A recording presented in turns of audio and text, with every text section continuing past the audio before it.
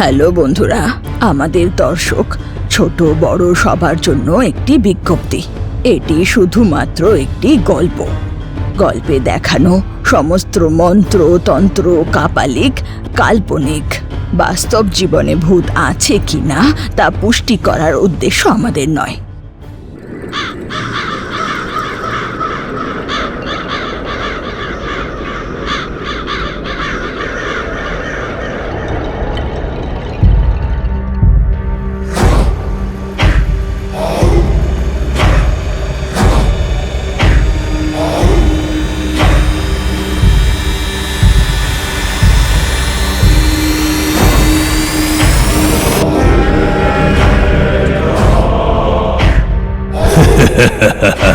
সেই দিন খুব শিগগিরই আসতে চলেছে যেদিনকে আমার স্বপ্ন পূরণ হয়ে যাবে। আমার দাদু আর বাবা সেইটাকে না অর্জন করে মরে গেছে, কিন্তু আমি অর্জন করব। আথালা সিদ্ধিকে প্রাপ্ত করব আর সেইখানে শাসক হব। দাদু বিদুষা যেটা আপনার শিক্ষাতে আপনি অর্জন করতে পারলেন না, সেটা আমি অর্জন করব। আথলা লোক সিদ্ধি প্রাপ্ত করার পরে সেই আমি মন্ত্র কাকিকে তার পরিবারকে আমি কষ্ট দিয়ে দিয়ে মারব। অসুরেন্দ্র অথলা লোকের রাস্তা খোঁজার জন্য জরুরি জিনিসগুলো পাওয়ার জন্যে বেরিয়ে পড়ল। অসুরেন্দ্র বিদুষা নামের দুষ্ট জাদুঘরের ছেলে ছিল। দাদুর থেকে মন্ত্র আর তন্ত্র বিদ্যা শিখে সেটার অভ্যাস করতে করতে রথিকা বন নামের ঘন জঙ্গলে কুরমা পাহাড়ের গুহায় থাকত। অনেক বছর পরে অসুরেন্দ্র তিনটে জিনিসের জন্য গুহা ছেড়ে পর্বত ঘাটি আর নদী পার করে যাচ্ছিল।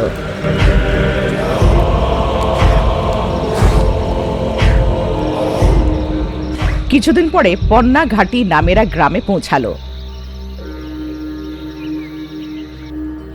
ওই গ্রামের বাজারে গিয়ে, দাদু, আপনার কাছে কি আম আছে? ভালো আম দরকার। বাবু, সর্দিতে আম কি করে পাবে? সেটাও ভালো আম একদমই পাবে না বাবা। জানি দাদু, কিন্তু হয়তো ভাবলাম পাওয়া যেতে পারে। ঠিক আছে, আচ্ছা জোয়ার কোথায় পাবো? পেয়ে যাবে বাবা, এই বাজারে শেষের দিকে শুধু জোয়ার বিক্রি করে, চলে যাও। অসুরেন্দ্র ওখানে গিয়ে দেখে দুটো বস্তা জোয়ার সামনে রেখে অর্জুন বিক্রি করছে। আমার জোয়ারের 100 বোরা দরকার, তোমার কাছে আছে? 100 বোরা? এত জোয়ার তো আমাদের আশেপাশের গ্রামেও কারোর কাছে নেই। আমি প্রত্যেকদিন 2 বোরা দিতে পারবো। দিনে 2 বোরা আমার জন্য উপযুক্ত নয়। প্রত্যেক মাসে 100 বোরা দরকার। কি করি? আর কেউ নেই নাকি জোয়ার বিক্রি করার? এই গ্রামে এত জোয়ার কেউই ফলন করে না সাহেব, সবাই ধান করে। তুমি একদিনে 2 বোরা কি করে দিতে পারবে? তোমার কাছে এত বড় ক্ষেত। আমার কাছে 1 একর আছে, কিন্তু আমি দিনে 2 বোরাই আপনাকে শুধু দিতে পারবো।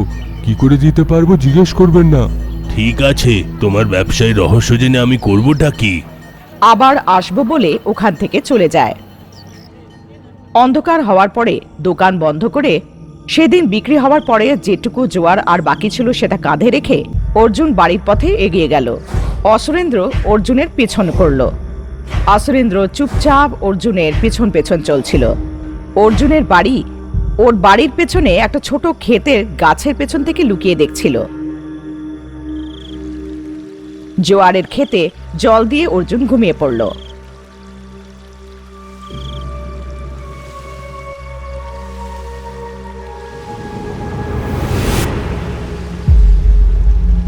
সকাল হলো।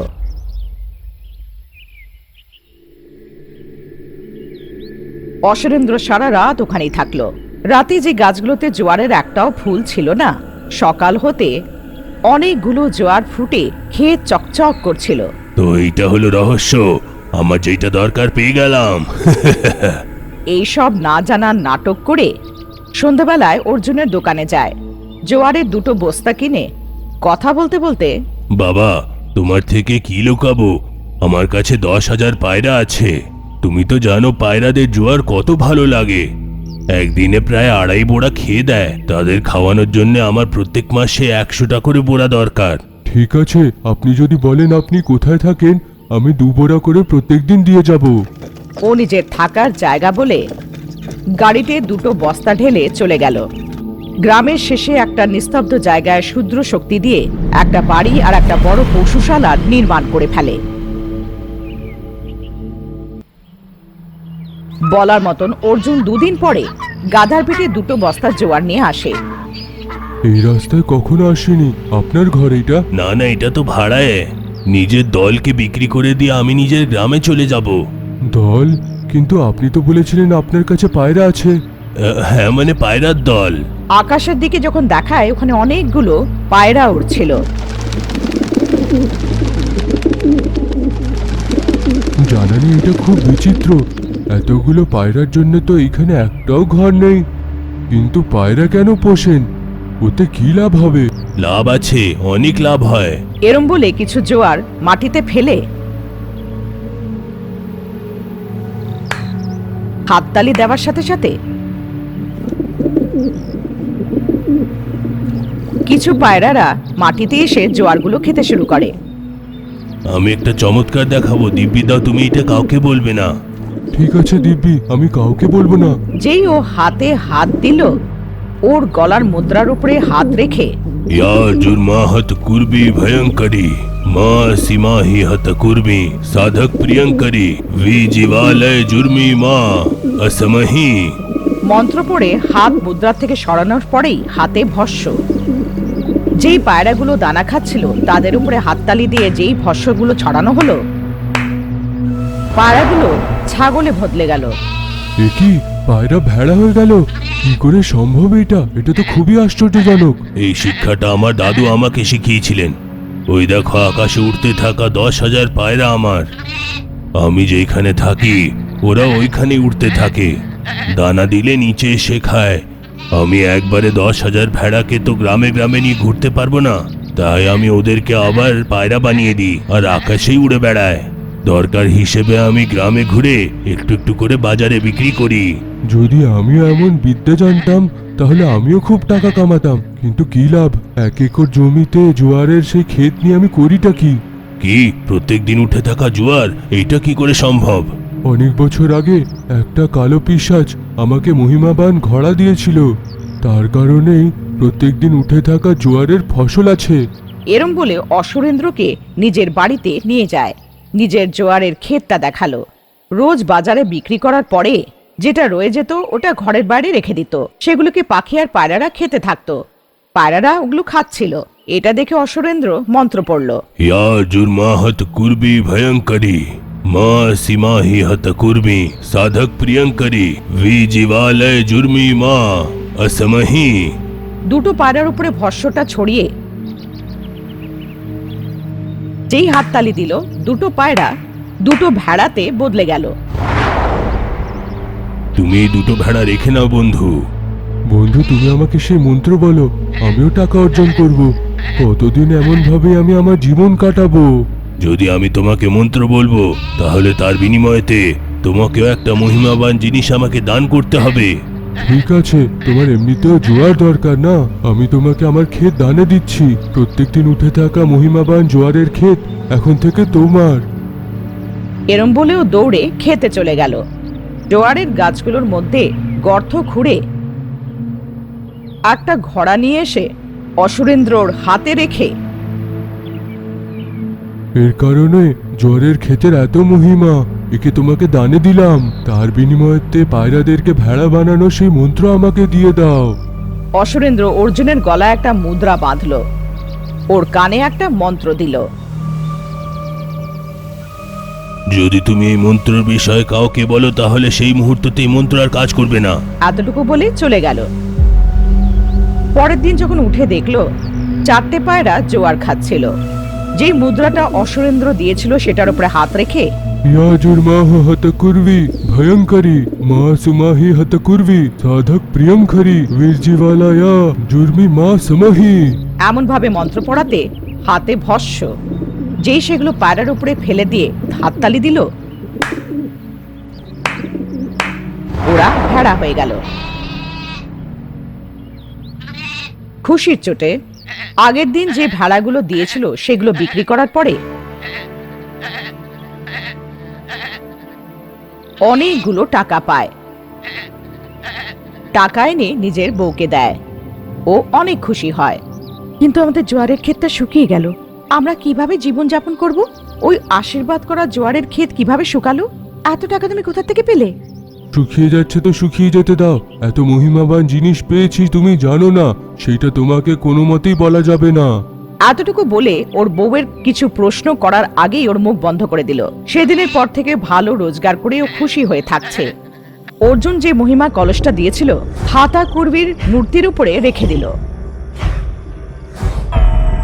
হাতা করবি, একটা পেয়ে গেলাম, আরো দুটো নিশ্চয় অর্জন করব। চম্ব্রু, এই গুফার রক্ষা করো, যে ভেতরে ঢুকবে মেরে ফেলো। আমি আরো দুটো অর্জন করে আসছি।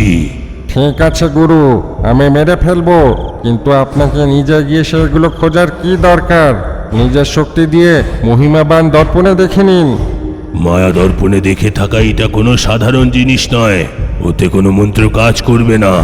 ওদের খুঁজে বের করা উচিত, পেয়ে গেলে সেইটা দানেই নেওয়া উচিত। এতটুকু বলে ও আবার নিজের যাত্রা আরম্ভ করে দিল। এমন একটা আম গাছের খোঁজে ছিল যেটা সব সময় ফল দেবে। 2 বছর পরে কারোর থেকে শুনল একটা গ্রামে এমন একটা গাছ আছে, আরও সেখানে যায়। বিল্লাপুর নামের এক কসবায় দেবদত্ত আর ভাগ্য নামের এক দম্পতির বাড়ির পেছনে একটা আম গাছ ছিল। এর মধ্যে বড় বড় আম ফলেছিল। এই গাছের চারদিকে 4টা শিকারী কুকুর পাহারা দিচ্ছে। এইটাই সেই মহিমাবান গাছ। এটা তো সাধারণ ফল মনে হচ্ছে। যে ও গাছের কাছে যাচ্ছিল, কুকুরগুলো চিৎকার করে অসুরেন্দ্রর উপরে ঝাঁপালো। কুকুরের চিৎকারের আওয়াজ শুনে দেবদত্ত বাড়ি থেকে বেরোলো। কে তুমি? ফল চুরি করতে এসেছো নাকি? ও না না, কিনতে এসেছি। আজকে জমিদারের বউ 10টা রূপোর মুদ্রা দিয়ে সব আম কিনে ফেলেছে। তুমি কালকে এসো, দেখবো। আমি 10টা সোনার মুদ্রা দেব, আমাকে শুধু একটা আম দাও। একটা ফলের জন্য 10টা সোনার মুদ্রা? সত্যি নাকি? এমন বলে তাড়াতাড়ি করে গাছ থেকে একটা ফল পেড়ে দিল। অসুরেন্দ্র এই ফলটা খেয়ে ফেলল। আমের আঁঠিটা নিচে ফেলে নিজের পা দিয়ে চেটকে या जुर्माह हत कुर्वी भयंकरी माँ समाहि हत कुर्वी साधक प्रियंकरी विरजावला या जुर्मी माँ समहि। এমন মন্ত্র পড়ে ওখান থেকে যখন পা সরালো 10টা সোনার মুদ্রা ছিল। এটা দেখে দেবদত্তের মুখ আশ্চর্যে খোলা হয়ে গেল। দেবদত্তের বউ ভাগ্য ওই সোনার মুদ্রাগুলো দেখে খুব খুশি হয়ে গেল। আমি আমার জীবনে এত ভালো সোনা কোনোদিন দেখিনি। শুদ্ধ সোনা। ওনাকে বাড়িতে ডেকে আরো 10টা আমের ফল দিয়ে দিতে, আরো 100টা সোনার মুদ্রা পেতাম। আমি আশ্চর্য হয়ে দেখছিলাম, তার মধ্যে সে সেইখান থেকে চলে গেল। 2 দিন পরে অসুরেন্দ্র আবার এলো, আম চাইলো। আমটা খেয়ে আবার আমের আঁঠিটাকে পা দিয়ে কুচলে দিল। या जुर्माह हत कुर्वी भयंकरी माँ समाहि हत कुर्वी साधक प्रियंकरी विरजावला या जुर्मी माँ समहि। পা সরানোর সাথে সাথে সোনার মুদ্রা। খুব খুশি হয়ে ওগুলো নিচ্ছিল। বউ যে বাড়ির ভেতর থেকে এগুলো দেখছিল, ওই মন্ত্রটাকে শুনে কাগজের মধ্যে লিখে নেয়। যখন দেবদত্ত মুদ্রাগুলো বার করলো ততক্ষণে অসুরেন্দ্র চলে গেছিল। ওহ, আবার সে চলে গেল। আসলে এটা কে? ইস, যদি সে আমাকে মন্ত্রর ব্যাপারে বলতো। এরকম ভাবছিল যখন ভাগ্য দৌড়ে এসে কাগজটা নিয়ে আসে। আমি ওই মন্ত্রটা লিখে ফেলেছিলাম। নিজের বরকে একটা ফল খাওয়ায়। আঁঠিটা যেই পা দিয়ে কুচলালো, কাগজটা দিয়ে ওই মন্ত্রটা পাঠ করতে বলে। या जुर्मा हत कुर्वी भयंकरी माँ अस्महि हत कुर्वी साधक प्रियंकरी विरजीवला या जुर्मी माँ अस्महि। পা বার করে যখন দেখে আঁঠিটা আঁঠির মতনই ছিল, সোনায় বদলেছিল না। মন খারাপ করে দুজনে দুজনের দিকে তাকিয়ে থাকলো। 2 দিন পরে অসুরেন্দ্র আবার এলো। বাবা, আমাকে একটা আম দাও, আমার খুব খিদে পেয়েছে। আরে একটা না 10টা খান। এরকম বলে ঝুড়ি ভরে আম রাখলো। 2টো আম খেয়ে আঁঠিটা নিচে ফেলে দিয়ে তার মধ্যে থেকে একটার উপরে পা রেখে মন্ত্র পড়ে পাটা বার করার সাথে সাথে সোনার মুদ্রা। या जुर्माह हत कुर्वी भयंकरी माँ समाहि हत कुर्वी साधक प्रियंकरी विरजावला या जुर्मी माँ समहि। স্বামীজি, ওই অন্য আটির উপরে পাটা রেখে কুচলে দিন। এমন হতে পারবে না মা, মন্ত্র দিনে শুধু একবার কাজ করে। তাহলে তো আমি চেষ্টা করব। এরকম বলে দেবদাস পা দিয়ে ওটাকে কুচলে মন্ত্র পড়ল। या जुट्टा हतकुर्वी भयंकरी माँ समाही हतकुर्वी साधक प्रियंकरी विद्जिवल्ला या जुर्मी माँ स्मही। পা বার করে যখন দেখে আঠিটা আঠির মতনই ছিল। আমার বর তো সারা রাত আপনার মন্ত্রটা মুখস্থ করেছে স্বামীজি। মহিমা শুধু মন্ত্র তো নেই, আমার পায়ে থাকা সোনার পাপোশেও আছে। তাহলে স্বামীজি আমাদেরকে ওই মহিমাটা বলুন। একটা ফল বিক্রি করলে আমরা বেশি রোজগার করতে পারি না। মা এমন করে মহিমা দিতে নেই, তার বিনিময়ে তো তোমাকেও কিছু মহিমাবান জিনিস দানে দিতে হবে। আমাদের কাছে কি মহিমা আছে স্বামী? আছে প্রত্যেকদিন ফল দিয়ে থাকাই গাছ, মহিমার জন্যই প্রত্যেকদিন এটা ফল দেয়। এরকম বলে গাছের গোড়ায় খুদাই করে তার মধ্যে থেকে একটা ঘোড়া বার করে অসুরেন্দ্রকে সেটা দান করে দেয়। তার বদলে ও নিজের পায়ের নুপুরটা দিয়ে ওর কানে মন্ত্রটা বলে দিয়ে চলে যায়। ওরা গাছের ফলগুলো এক এক করে পেড়ে দিনে এক একটা করে 10টা মুদ্রা পেয়ে যায়। ওইদিকে গুহায় দুটো ঘোড়াকে নিয়ে গিয়ে হাতা কুর্বির হাতে রেখে দেয়। আরো একটা ঘোড়া আনতে চলে যায়।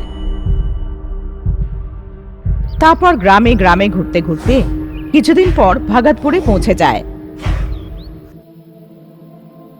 ওই গ্রামে ঠান্ডার মৌসুমেও সূর্যের তাপ খুব বেশি ছিল, আর পুকুরগুলো শুকিয়ে গেছিল, মাটি ফেটে যাচ্ছিল। গ্রামে একটা কুয়োতেও জল ছিল না।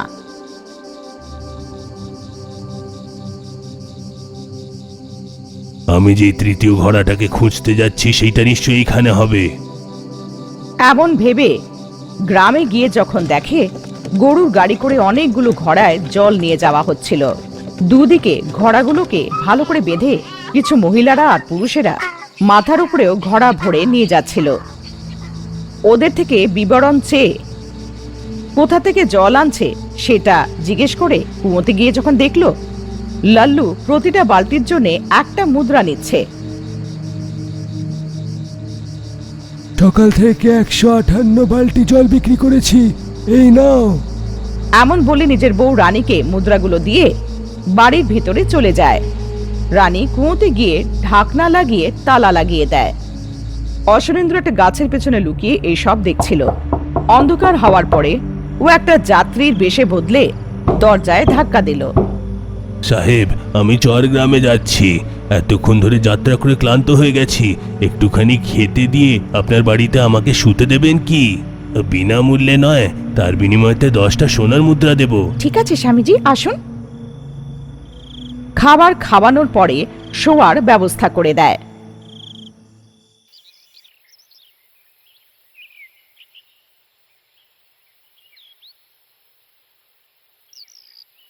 পরের দিন সকালে উঠতেই কমণ্ডলের মধ্যে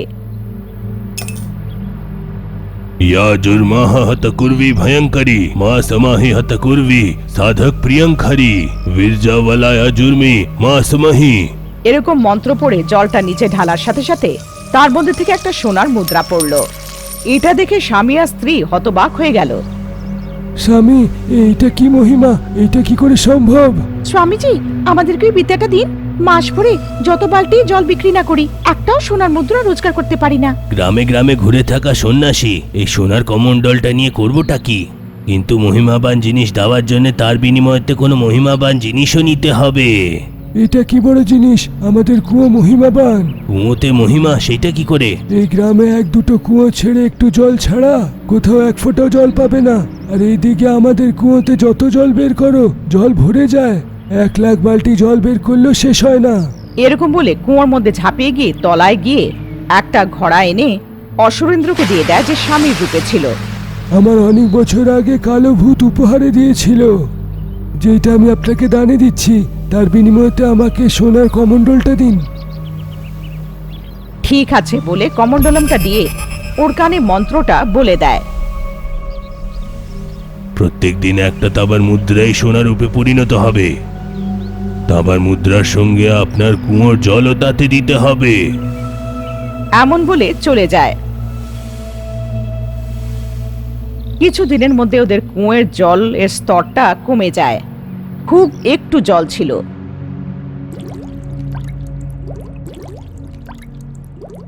ওইদিকে অসুরেন্দ্র তৃতীয় ঘোড়াটা হাতাকুর্বির মাথার উপরে রেখে মন্ত্র জাপ করার সাথে সাথে গুহায় আর্তনাদ হলো।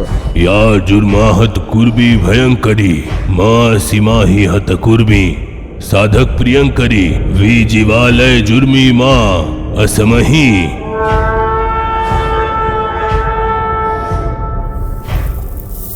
এক ঘোড়ার মধ্যে থেকে জোয়ার থেকে আটা বানিয়ে অন্য ঘোড়াটার থেকে জল দিয়ে আটাটা মেখে একটা আটার পুতুল বানালো। তৃতীয় ঘোড়ার থেকে আমের গুটলির থেকে ভুষটা বার করে পুতুলের মাথা রাখার সাথে সাথে সেটা চুলে বদলে গেল। ভয়ানক চণ্ডিতা পিশাচ হয়ে গেল। তোমার কি দরকার? তুমি আমাকে উঠালে কেন? তোমার কি দরকার আছে বলো। अथला লোকের রাস্তা দেখাও, হতকুর্বীকে প্রসন্ন করে, হতকুর্বী সিদ্ধি প্রাপ্ত করে अथला লোকের প্রেত শক্তির অধিপত্তি নেব। এটা তো সহজ হবে না, তোমার প্রাণে বিপদ আসতে পারে, সাবধান। কিন্তু কোনো ব্যাপার নেই, আমাকে अथला লোকের রাস্তা দেখাও, আমার সঙ্গে পাতাঙ্গা তন্ত্র করো। তখনই মানুষের অস্থির থেকে একটা ঘুড়ি বানিয়ে তার মধ্যে থেকে আটার পুতুলটা ঢুকিয়ে দিল। आकाश दर्शनी हतकुर्मी भयंकरी मां समाही हतकुर्मी साधक प्रियंकरी वर्जी आकाश वल्ला जुर्मी मां समही। এমন মন্ত্র পড়ার সাথে সাথে চণ্ডিকার রূপ বদলে ঘুড়ির মতন হাওয়ায় উঠতে শুরু করলো। তার দড়ির থেকে ঝুলে থাকা হাওয়ায় উড়ে যাচ্ছে অসুরেন্দ্র। অন্ধকার পাহাড়ের মধ্যে দিয়ে একটা গুপ্ত ঘাটিতে নামলো।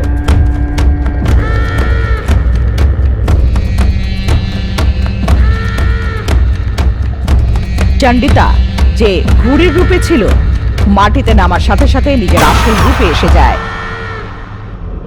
তুমি যা বললে আমি সেটা করে দিলাম।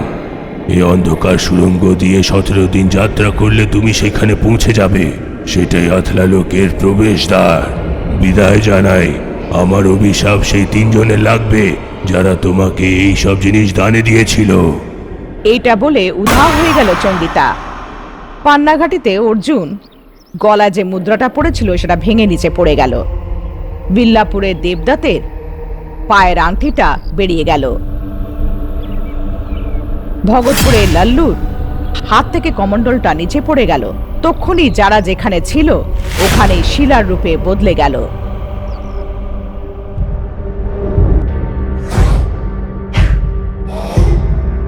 অসুরেন্দ্র অথলা লোকের দরজাটা খুলে ভেতরে চলে গেল।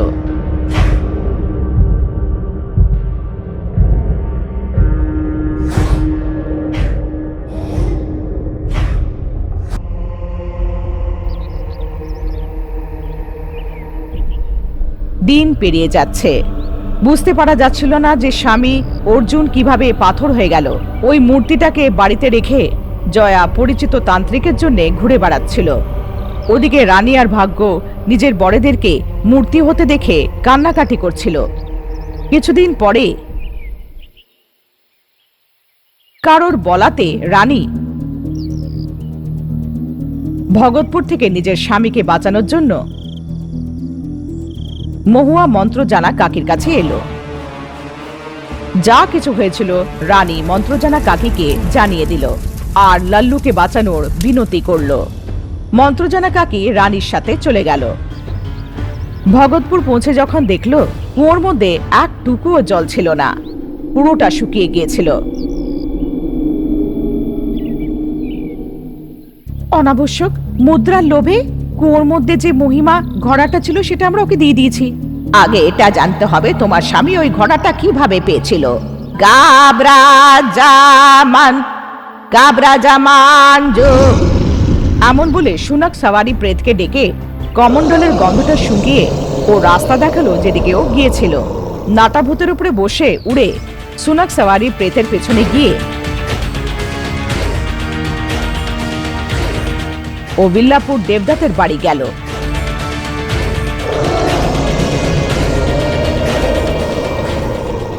ওখানে আরো এক ব্যক্তিকে মূর্তির রূপে দেখে আশ্চর্য হয়ে গেল। শেষমেশ এটা কে, কেন করছে? এমন যখন ভাগ্যকে জিজ্ঞেস করলো, ও সবকিছু বিস্তারিতভাবে বলল। ওকে মহিমা ঘোড়াটা দিয়ে দেওয়ার কিছুদিন পরে আমাদের গাছে আমের ফল আর ফললো না, শুধু ওই গাছের আমের আটির থেকেই সোনার মুদ্রা পাওয়া যেত। তাই গাছে আম না হলে ও যে আংটিটা দিয়েছিল সেটার কোনো উপযোগই নেই। আমাদের সোনা লোভে পড়া উচিত ছিল না। আমার স্বামীকে বাঁচাও কাকি। নিশ্চয়ই বাঁচাবো, এমন বলে সুনাক সওয়ারি প্রেতকে আংটির গন্ধটা শুকিয়ে ওকে খুঁজতে বলে। সুনাক সওয়ারির পেছন পেছন নাটার ভূতের উপরে বসে কাকি যাচ্ছিল। পান্নাঘাটিতে জয়ার কাছে গিয়ে যা কিছু হয়েছিল সেই সব জানতে পারে। ওর যাওয়ার কিছুদিন পরেই আমাদের জোয়ারের ক্ষেতটা শুকিয়ে গেল, একটাও পায়রা এলো না। পায়রা এলেই তাকে আমরা ভেড়ায় বদলাতে পারতাম। ও যে মুদ্রাগুলো দিয়েছিল সেটা আমাদের জন্য বেকার। লোভে পড়ে আমার স্বামী ওকে ঘোড়াটাকে দিয়ে দিয়েছিল। ওই ঘোড়াটা কোথা থেকে পেল জানি না কাকি, আমাদের বিয়ের আগেই ওর কাছে ঘোড়াটা ছিল। জিজ্ঞেস করলে বলতো না, ওটা গোপন কথা। ঠিক আছে, ওই মুদ্রাটা আমাকে দাও। সুনাক সওয়ারি প্রেতকে ওই মুদ্রার গন্ধটা শুকিয়ে গন্ধ শুকে বলো যে এটা দিয়েছে, এখান থেকে সে কোথায় গেছে, চলো। সুনাক সওয়ারি প্রেতের পেছনেই যাচ্ছিল কাকি। সুনাক সওয়ারি প্রেত সোজা কাকিকে রথিকা জঙ্গলে কুরমা পাহাড়ে নিয়ে গেল, কিন্তু ও সেই গুহায় ছিল না। ওখানে যে চমড়ু পিশাচ পাহারা দিচ্ছিল সে কাকির উপরে হামলা করল।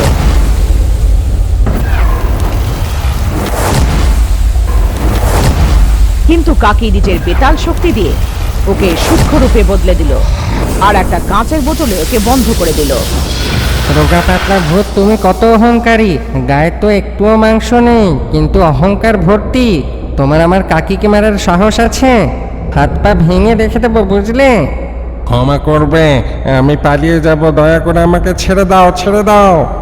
কিন্তু আমার থেকে কিছু গোপন না করে আমাকে জানাও বাস্তবে এসব কি হচ্ছে, না হলে আমার হাতে ভস্য হয়ে যাবে। আমাকে ভস্য করো না বলছি। এই গুফাতে থাকা এই মূর্তি আথলা লোকের অধিপত্তি। খাতা করবে আথলা লোকে গিয়ে খাতা করবির উপাসনা করে যেরম হোক করে আথলা সিদ্ধি প্রাপ্ত করার জন্য বিদুষা 100 বছর আগে চেষ্টা করেছিল, কিন্তু আথলা লোকের রাস্তা জানতে পারলো না। বিদুষার ছেলেও চেষ্টা করলো, কিন্তু তবুও সে আথলা লোকের রাস্তা জানতে পারলো না। ওদের দুজনের মৃত্যু হয়ে গেল। বিদুষার ছেলে সুরেন্দ্র তান্ত্রিক যেরম হোক করেও আথলা লোকের সিদ্ধি প্রাপ্ত করার জন্য এই গুফাতে অনেকদিন ধরে সাধনা করার পরে নিজের দাদুর থেকে পাওয়া তালপত্রতে উল্লেখিত কুন্দ্র পূজা করে হাতা কুর্বির উপশক্তি হাতাবালাকে প্রসন্ন করলো। याजुर महा हताबाला भयंकरी माँ समाही हताबाला साधक प्रियंकरी वर्णी बाला माजुर मा यहाँ वसावरी। बोलो हताबाला बोलो, अथला लोके रास्ता देखाओ माँ। খুশি হলাম রে, খুশি হলাম। তোমার শূদ্র পুজো সফল হলো। কোনো মানুষ অথলা লোকের রাস্তা খুঁজতে পারবে না। তাই তোমাকে চণ্ডীতাকে প্রাপ্ত করতে হবে। সে তোমাকে অথলা লোকের দ্বার অব্দি পৌঁছে দেবে। কিন্তু চণ্ডীতার শরীর এখন 3টে প্রদেশে 3টে আলাদা ঘোড়ায় 3টে আলাদা লোকের কাছে আছে। ওই 3টে অস্থির ঘোড়াকে তোমায় দানের রূপে স্বীকার করতে হবে। তারপর 3টেকে মিলিয়ে চণ্ডীতাকে জাগ্রত করতে হবে। শুধু ওই তোমাকে অথলা লোকের দ্বার অব্দি পৌঁছে দিতে পারবে। এই চণ্ডিতাটা কি? তার শরীর আলাদা আলাদা জায়গায় 3টে টুকরোতে কেন? জানার জন্য জলতন্ত্র করো। চণ্ডীতার 3টেকে দান করা ওই রক্তভূতের আহ্বান করো। এই বলে সে উধাও হয়ে গেল। একটা বড় মাটির পাত্রতে জল ভরে হাতাবেলার বলা অনুসারে রক্তভূতের আবাহন করে চণ্ডিতার ব্যাপারে জিজ্ঞেস করে আসুরেন্দ্র। চণ্ডিতা অথলা ভূত প্রেতাত্মা, অথলা লোকের অধিপতি। হতাকুর্বীর অনুমতি ছাড়া যে কোনো প্রেত শক্তিকে পাড়িয়ে অন্য লোকে যাওয়া উচিত নয়। কিন্তু নিয়মের উল্লঙ্ঘন করে চণ্ডিতা অথলা লোককে দ্বারটা পার করে ভূলোকে গেছে। তাই হাওয়া কর্মী চণ্ডিতাকে সবসময়ের জন্য অথলা লোক থেকে বহিষ্কৃত করে দিয়েছে। তখন থেকে চণ্ডিতা পৃথিবীর উপরে ঘুরে লোকেদেরকে পীড়িত করে মারছে।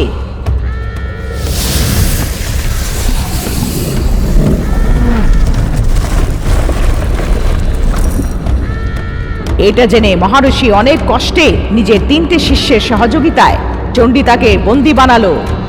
এই শক্তিকে নষ্ট করা যাবে না, বন্দি করা যাবে, কিন্তু এ শরীর যদি কেউ আবার পেয়ে যায় তাহলে আবার বেঁচে উঠবে। তাই ওর শরীরটা জ্বালিয়ে ভস্মটাকে 3টে ভাগে বেটে ওটাকে 3টে ঘড়ায় রেখে ওই 3টে ঘড়াকে 3টে আলাদা আলাদা জায়গায় পুঁতে চলে যায়। ওই পুঁতে থাকা জায়গাগুলো যেন কেউ জানতে না পারে, তাই মহর্ষি ওগুলোকে একলাই গিয়ে পুঁতেছিল। কিন্তু আমি ওই পাহাড়ের উপরে একটা তাল গাছ থেকে সবকিছু দেখছিলাম।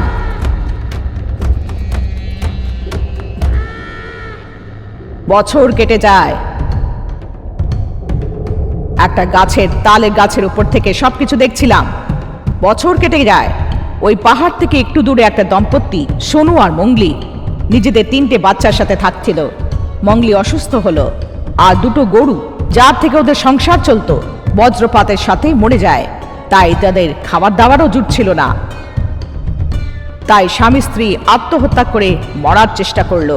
নিজের 3টে বাচ্চাকে অনাথালয়ে ছেড়ে মরার জন্যে পাহাড়ে চড়লো। আমি ওদের দেখতে পারলাম। আমি এই গাছটাকে ছেড়ে যেতে পারবো না। ইয়াক্ষী আমাকে শ্রাপ দিয়েছে, যদি তোমরা আমার শ্রাপটাকে দূর করে দাও আমি তোমাদের ইচ্ছা পূরণ করে দেব। আমার 3টে বাচ্চা যেন কোনোদিন না খেতে পেয়ে মরে না যায়, এইটুকু দেখো। আমাকে বিশ্বাস দাও, আমার স্ত্রীর শরীর ভালো হয়ে যাবে আর আমরা সুখে থাকবো। সোমু, তোমার ইচ্ছা পূরণ হতে পারবে না। তোমার নিজের ইচ্ছায় আমার ভোজন হতে হবে তোমাকে, তারপর আমি তোমার ইচ্ছা পূরণ করব। আমাদের মৃত্যু ব্যর্থ যাবে না। ঠিক আছে, আমাদের মেরে খেয়ে ফেলো, কিন্তু আমাদের 3টে বাচ্চাকে 3টে আলাদা আলাদা বরদান দাও। জীবনে খাবার আর পড়ার অসুবিধা না থাকলেই যথেষ্ট।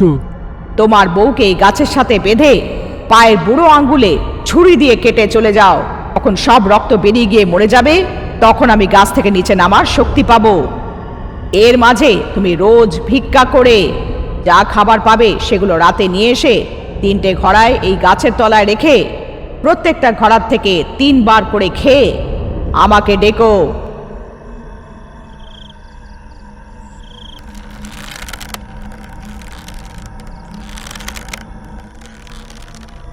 এসো রক্তভূত, এসো, তোমার জন্য এঁঠো খাবার নিয়ে এসেছি।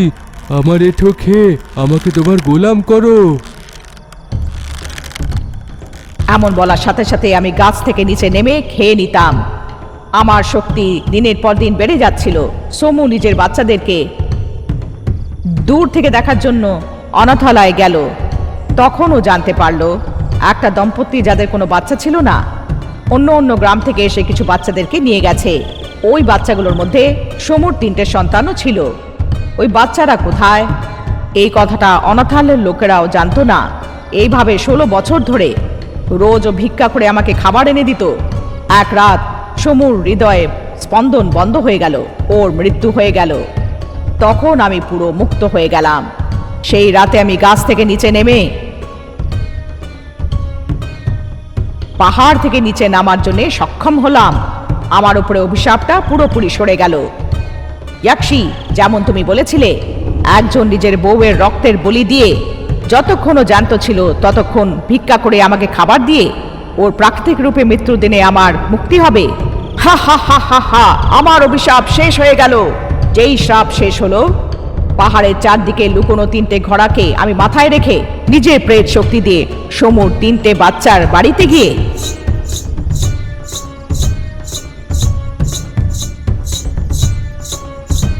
বাপরে, আরে ভূত! ভয় পেও না অর্জুন, এই ঘোড়াটা নাও। এটা মহিমা ঘোড়া। এটা যেখানে পুঁতবে সেখানে চমৎকার হয়ে যাবে। এটার কথা কাউকে জানাবে না। যদি তুমি কাউকে জানাও তুমি এই ঘোড়াটা কিভাবে পেয়েছো, এর শক্তিটা নষ্ট হয়ে যাবে। যা কিছু হয়েছিল সব কথা জানিয়ে আমি চলে যাই। ও ঘোড়াটাকে নিজের জোয়ারের খেতে পুঁতে দিল, তাই ও রোজ জোয়ারের ফসল পেত। পরের দিন দেবদাতের বাড়ি গিয়ে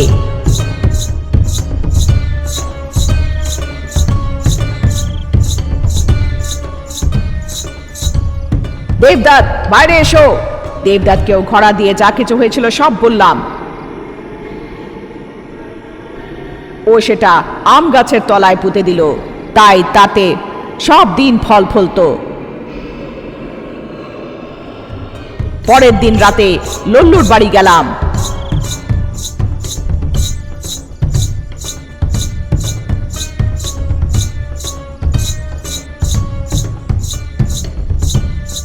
আমি লাল্লুকে সব কথা জানিয়ে ওই ঘোড়াটা লাল্লুকে দিয়ে দিলাম। আমাদের গ্রামে জলের অসুবিধা, একে কুয়োতে ফেলে দিই। যখন ও ঘোড়াটাকে কুয়োর মধ্যে ঢাললো, শুকনো কুয়া জলে ভরে গেল।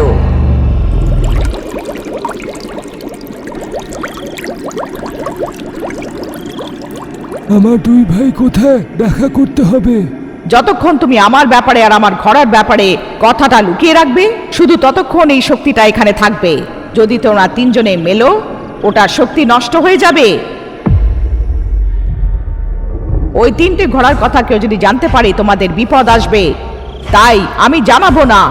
মায়া দর্পণেও তুমি এই জায়গার কথা জানতে পারবে না। আমাকে বলবে না তো কি? ওরা তিনজন পাহাড়ের আশেপাশের গ্রামেই থাকে, যেইখানে তুমি থাকো। প্রত্যেকদিন ফসল দিয়ে থাকা জোয়ারের ক্ষেত, আমের গাছ, যাতে প্রত্যেকদিন ফল লাগে। মরুভূমির মতন গ্রামে জল ভরা কুয়ো ঠিক খুঁজে আমি বের করে নেব। চণ্ডিকাকে উঠিয়ে তুলবো। যেটা আমার চাই আমি সেইটা নিই।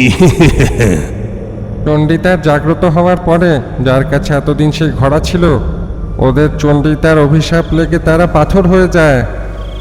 তাহলে ওরা সাপ থেকে মুক্তি হয়ে সামান্য কি করে হবে? সেই কাজ করতে হবে যেটা ঋষি মনে করেছিল। নাটা, সাথে সাথে যাও। লোকি আর বেড়াল ভূতের সাহায্যে ওই তিনটে শিলাকে নিয়ে এসো। কাকে ওখানে বেতাল আলপনা বানিয়ে ওই তিনটে ঘোড়া বার করে ওই আলপনার উপরে রেখে চণ্ডীতাকে রঙ্গলি আলপনায় বন্ধ করে নিশাচর যে বেতাল তলোয়ারটা দিয়েছিল সেটা দিয়ে ওকে তিনটে টুকরো করে মেরে ফেলল। গাবরা জামান, গাবরা জামান জো, গাবরা জামান, গাবরা জামান জো। মন্ত্র পড়ার সাথে সাথে ওর শরীরে আগুনের হলকা শুরু হলো। চণ্ডীতার শরীরের গরম থেকে শিলাগুলো ভাঙতে শুরু করে দিল। ওই তিনটে লোক সামান্য হয়ে গেল। তিন ভাই একে অপরকে দেখা করলো। ভস্ম হয়ে থাকা চণ্ডীতার অস্থিগুলোকে আবার থেকে তিনটে ঘোড়ায় ঢেলে দিয়ে বেড়ালভূত, নাটাভূত আর লোকি তিনটে ঘোড়াকে নিয়ে নিল। আমাদের জাদুর ঘোড়া আমাদের দেবে না, তাদের ছাড়া আমাদের জীবন ব্যর্থ। তোমরা তোমার মা বাবার মতন ভয়ভীত হয়ে থেকো না। জীবনে সমস্যা আসবে, সাহসের সাথে ওগুলোকে মুখোমুখি হয়ে জিততে হবে। মৃত্যু এসবের সমাধান নয়। আমাদের জীবন তাকে সুন্দরভাবে বাঁচতে হবে। আমাদের যা কিছু চাই সবকিছু পেতে হবে। জাদুর জিনিসপত্র দরকার হয় না। হৃদয়ে সাহস, কঠোর পরিশ্রম করা উচিত। এই কথাগুলো শুনে ওদের মাথায় বুদ্ধি এলো। ওরা নিজেদের গ্রামে রওনা দিল। তিনটে ঘোড়াকে লোকি একটা দিশায়, নাটাভূত আরেকটা দিশায়, বেড়ালভূত অন্য একটা দিশায় গুপ্ত স্থানে লুকিয়ে রাখে। তোমাদের গুরু কোথায়? আগে তাকে মেরে ফেলা উচিত। ও যদি তুমি মায়াবী দর্পণে দেখতে পারো, তার মানে সে পৃথিবীতে আছে, না হলে সে আথলালোকে প্রবেশ করে গিয়ে থাকতো। গাবরা জামান, গাবরা জামান জো। সে যে কেউ হোক, আসছে সময় অন্যদের জন্য সমস্যা করবে। এইসবের বিষয় পরে ভেবো, আগে আমাকে ছেড়ে দাও। তোমরা খুব ভালো লোক, আমাকেও ভালো হতে দাও। আমি খুবই কাজের, আমি তোমাদের কাজে আসবো। কিন্তু ঠিক আছে, যাও, কিন্তু তুমি সাবধানে থাকবে। ন্যাকামো করেছো তো মাথা ফেটে যাবে।